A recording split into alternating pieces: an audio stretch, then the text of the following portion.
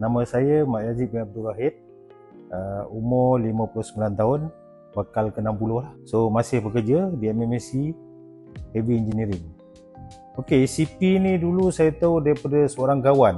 Dia pernah jadi klien di CCP di UDA. Jadi dari situ, kebetulan masa tu saya ada buat mereka check up dekat KBJ.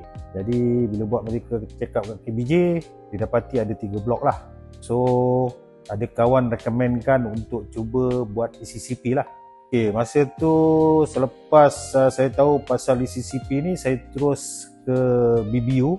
Lepas tu saya buat appointment dengan doktor.